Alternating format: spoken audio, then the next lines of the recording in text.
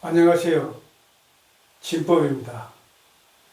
오늘은 우리가 제사를 지내면 그 공덕이 어떤 조상에게 돌아갈까요? 에 대해서 초기 경전 중심으로 알아보겠습니다. 사람이 죽으면 지옥, 축생, 아기, 아수라, 인간, 천상, 육도 윤회를 한다고 하죠. 그러면 우리가 제사를 지내고 보시하면은 그 육도 윤회를 하는 모든 조상들에게 공덕이 돌아갈까요? 초기 경전에서는 오직 아기한테만 공덕이 돌아간다고 합니다.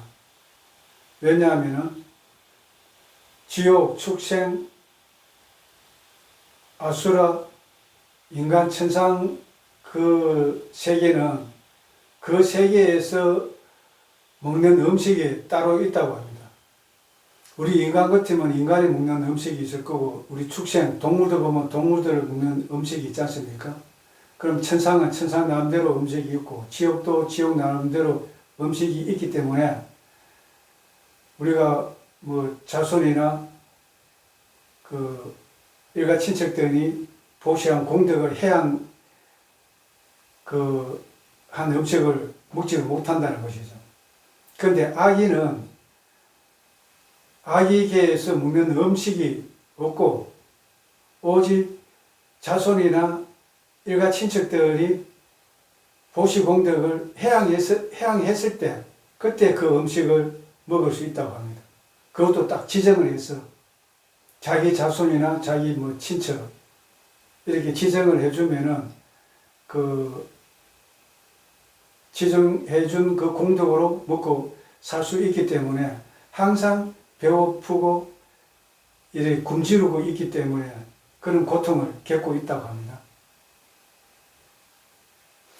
그러면 이 아기는 어떤 존재인가? 어떻게 해서 태어나는가? 아기는 우리 살아있을 때 강한 탐욕을 지니고 남한테 베푸는 데 인색했던 사람이 죽으면 태어난다고 합니다. 그러면 초기 경전이 쿠타카 니카야의 담장박경, 글자 그대로 담장 밖에 아기들이 서서 기다린다는 거죠. 왜 서가 있겠습니까? 자손들이나 일가 친척들이 보시 공덕을 해양해 주기를 간절히 기다리면서, 그래서 담장 박경 이름을 그렇게 정한 것 같습니다. 담장 박경과 안구따라 니까야 잠누손이 경, 이 두 개의 경에서 나타나는 제사 공덕과 디가 니까야 쿠타 단타 경에 나타나는 참된 제사법이 무엇인지에 대해서 살펴보겠습니다. 먼저 쿠타카 니까야의 담장박경이 설해진 배경에 대해서 알아보겠습니다. 부처님 당시에 인도 마가다우 빈비사라 왕은 왕 중에서 첫 번째로 부처님께 기이한 왕입니다. 빈비사라 왕은 부처님과 부처님 제자에게 공양을 올린 후 그날 밤에 무서운 행상이 나타나서 끔찍한 비명 소리로 울부짖는 소리를 듣고 잠에서 깨서 잠을 제대로 자지를 못했다고 합니다. 다음날 빈비사라 왕이 부처님에게 찾아가서 지난밤에 있었던 일을 이야기하면서 그 이유가 무엇인지 물었습니다. 그래서 부처님이 아기들은 자신의 자손이나 친척 등이 공덕을 해양한 것만 먹고 사는 존재다. 그런데 대왕이 공양을 올렸지만 전생의 친척인 아기들에게 공덕을 해양해 주지 않아서 그런 일이 발생했다고 설명해 줍니다. 그래서 빈비사라 왕이 그러면 다시 부처님께 공양을 올리고 그 공덕을 해양해 주면 되겠습니까? 이렇게 묻습니다. 그 부처님이 그렇게 하면 된다고 말씀하십니다. 그래서 빈비사라 왕은 다음날 다시 부처님과 부처님 제자들에게 왕궁으로 초청을 합니다. 아기들도 왕궁에 와서 담장 밖에 서서 빈비사라 왕이 자신들에게 공덕을 해양해 주기를 간절히 기대하면서 담장 밖에 서 있었다고 합니다. 빈비사라 왕은 부처님께 공덕을 올리고 난 뒤 오늘 올린 이 공덕이 친척인 아기들에게 돌아가기를 기원합니다 라고 친척 아기에게 공덕을 해양하자 친척 아기들이 건강한 모습이 되었다고 합니다. 다음날 아기들이 벌거벗은 모습으로 또 왕에게 이제 나타났다고 합니다. 그러니까 왕이 다시 부처님한테 가서 어젯밤에 아기들이 벌거벗은 모습으로 나타났는데 어떻게 하면 되겠습니까? 이렇게 또 묻습니다. 그러니까 부처님이 대왕은 가사를 보시하지 않았다고 이렇게 이야기를 합니다. 그러니까 빈비사라 왕이 다음날 부처님과 제자들에게 가사를 보시한 후 이 보시 공덕을 저희 친척인 아기들에게 해양합니다 라고 말하자 그 아기들은 천상의 옷을 입고 아기의 행상도 벗고 천신의 모습을 갖추게 되었다고 합니다. 그때 부처님이 신통으로 그 모습을 빈비사라 왕에게 보여주었다고 합니다. 빈비사라 왕은 그 모습을 보고 기뻐하겠죠. 그때 부처님은 보시와 보시에 대한 이익에 대한 법문을 하시며 담장 밖의 경을 설하셨다고 합니다. 담장 밖의 경을 정리하면은 아기는 자신의 자손들이나 친척 등이 보시 공덕을 해양해 주지 않으면은 배고픔과 목마름의 고통에서 벗어날 수 없는 존재들이겠죠. 그래서 자손들이나 친척 등의 담장 밖에 서서 오직 보시 공덕이 해양되기를 손꼽아 기다리고 있다고 합니다. 지금 이 순간에도 담장 밖에 서서 간절하게 기다리고 있는 조상 아기들이 있을지도 모르겠습니다. 둘째, 잔누소리 경에 의하면 잔누소리는 사람 이름입니다. 잔누소리가 부처님께 우리는 친지와 혈육인 조상들에게 제사와 보시를 합니다. 이 보시가 친지와 혈육인 조상들에게 공덕이 되겠습니까? 라고 질문합니다. 부처님은 제사나 보시에 의한 공덕의 해양은 적절한 경우와 적절하지 않는 경우가 있다고 대답하십니다. 적절한 경우는 아기한테 해당되는 거고 적절하지 않는 경우는 지옥, 축생, 아수라, 인간, 천상 여기는 그들만의 그 세계에서 먹는 음식이 있기 때문에 보시, 공덕, 해양을 안 해도 되겠죠. 그런데 아기들은 자기들이 먹는 음식이 없고 오직 보시, 공덕, 해양한 그 음식만 먹기 때문에 적절한 경우는 아기만 적절하다. 그 이야기입니다. 그러니까 잔누소리가 그러면은 우리 부모나 우리 부모나 조상이 아기에 태어나지 않으면은 그럼 제사고 보시가 필요 없지 않습니까? 이렇게 질문을 합니다. 질문을 하니까 부처님이 윤회가 한 번이 아니고 세세생생 윤회를 하는데 우리 금생에 부모, 배우자, 자식이 있고 전생에 부모, 배우자, 자식, 또 전생 부모, 배우자 자식 이런 식으로 쭉 내려가면은 부모도 한둘이 아니고 자식들 친척도 한둘이 아니겠죠. 그래서 아기에는 네 친척들이 있으니까 걱정하지 말고 그 보시공덕이나 많이 해양하라, 그런 말씀을 하십니다. 그리고 부처님이 잔손이한테, 그리고 공덕 올리는 공덕도 있지만 니한테 공덕도 있다. 제사 지내고 보시하는 사람한테도 공덕이 있다. 예를 들면은 네가 인간으로 태어난다면은 다른 사람보다 더 오용락을 즐길 수 있고, 또 네가 축생으로 태어난다면은 다른 축생보다 더 잘 살게 될 것이다. 예를 들면은 떠돌이 개하고 우리 반려견하고 있죠. 이 둘을 비교하면은 반려견이 훨씬 삶의 질이 좋겠죠. 그와 마찬가지라는 거죠. 자, 그런데 이 제사 지내는 방법도 잘 선택해야 된다. 이것은 부처님 당시에 이제 그 이야기인 것 같습니다. 수탕에 받다 바라문의 삶에 대한 경에 따르면은 부처님 당시에 바라문들이 한번 제사 지낼 때마다, 이 제사는 이제 공공제사, 큰 제사를 이야기하는 거죠. 제사 지낼 때 수천 마리의 소, 양을 잡아 제물로 제사를 지냈다고 합니다. 칼로 소, 양 동물을 잡아 죽일 때 천신과 제석천, 조상들의 신령 등이 그것은 불법적인 일이다 라면서 소리를 쳤다고 합니다. 이 불법적인 일이다 소리를 쳤다는 게 이 경전에 그대로 나옵니다.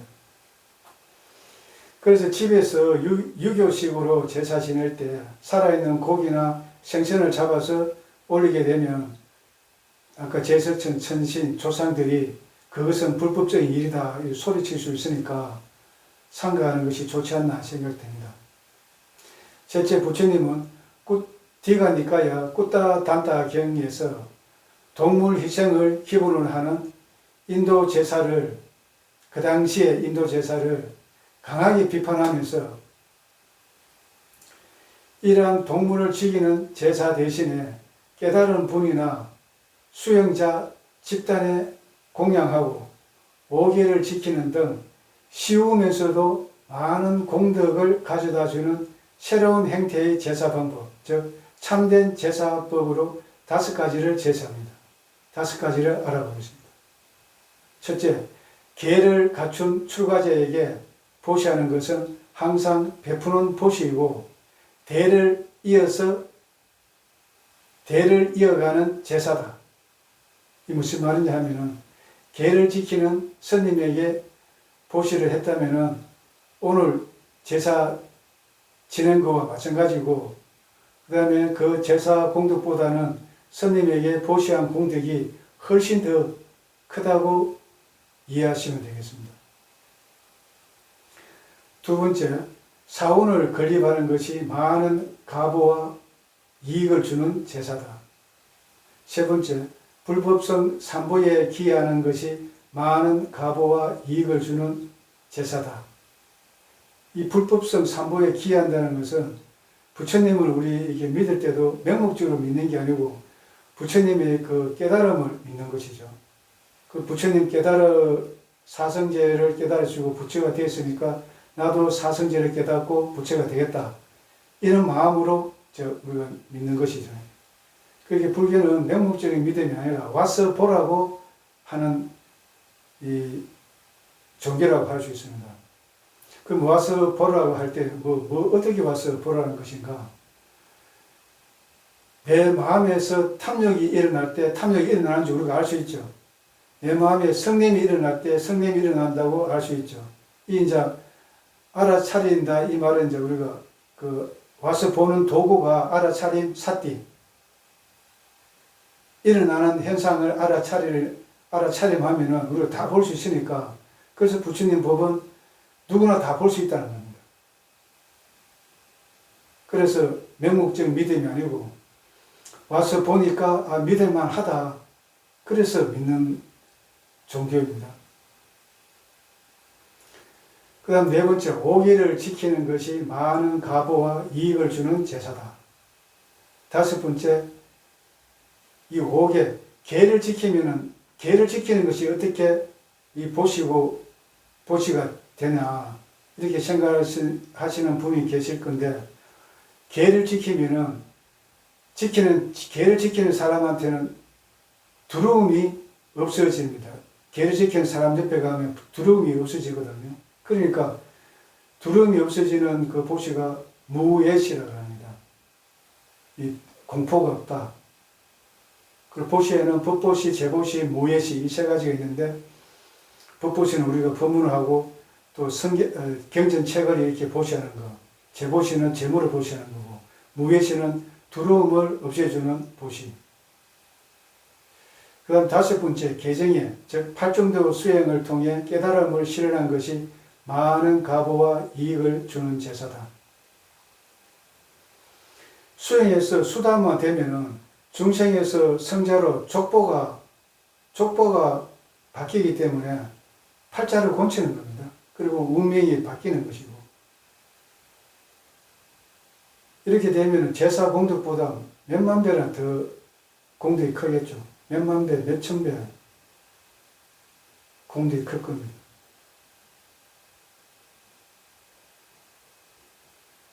그러니까 수행 자체가 제사라고 하라는 그런 의미인 것 같습니다.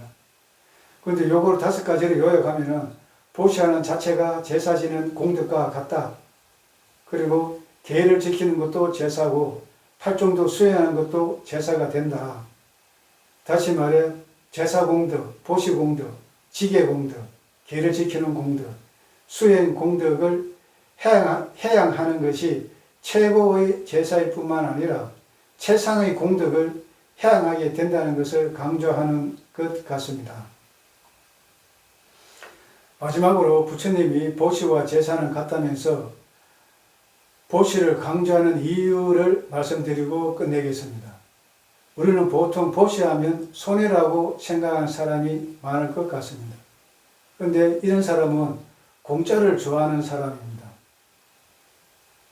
세상에 공짜가 없다 이렇게 아는 사람은 절대 보시하면 손해라고 생각 안 하겠죠.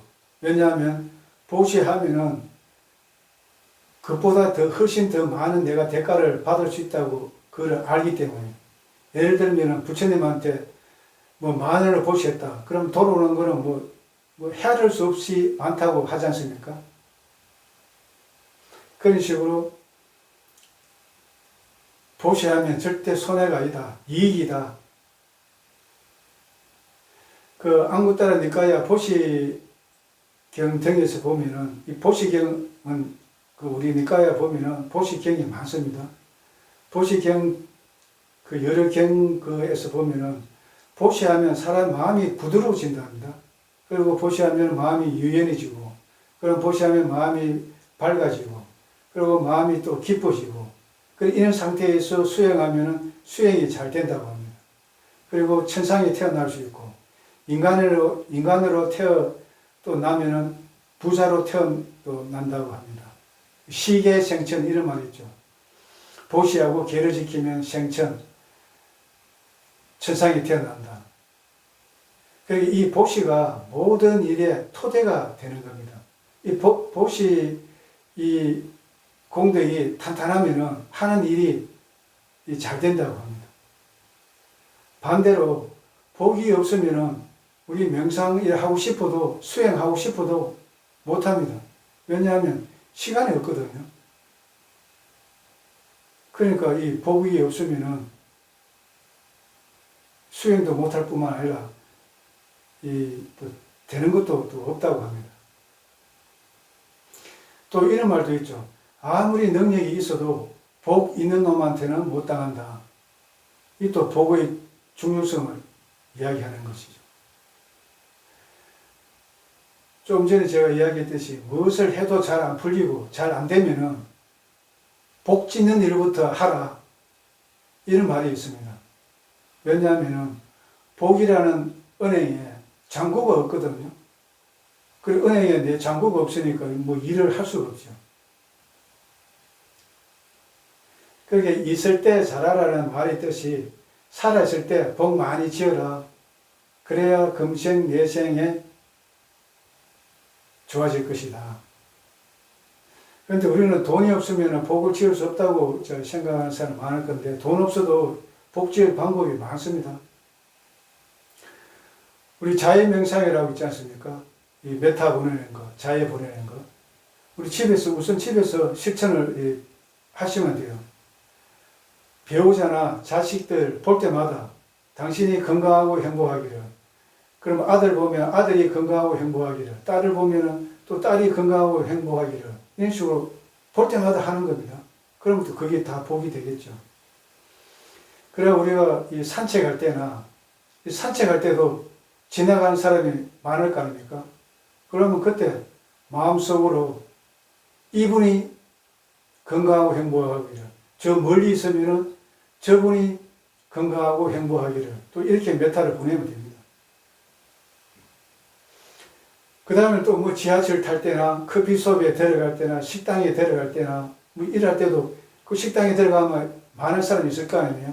있을 거 아닙니까? 그러면 그때도 마음속으로 여기 계신 모든 분들이 건강하고 행복하기를 이렇게 메타를 보냅니다. 그러면은 이게 사이고 이렇게 하면 큰 복이 되겠죠. 그리고 이제 이 마지막으로 우리 뭐 밥을 먹거나 간식을 먹을 때마다 그냥 먹지 마시고, 사람이 있으면 마음속으로 하고 사람이 없으면 합장을 해서 이 공양물을 부처님께 올립니다. 이 공양물을 올린 공덕으로 부모, 일가, 친척 등 아기에게 해양되기를, 이렇게 보시 공덕을 해양을 이렇게 하는 겁니다. 그러니까 우리가 죽을 때는 가져가는 게 업밖에 없다고 그래 왔습니까? 업밖에 없으니까 악업은 가져가면 안 되겠죠. 그렇게 선업을 많이 지으시고 선업을 많이 가져가시기 바랍니다. 다음 시간에 뵙겠습니다.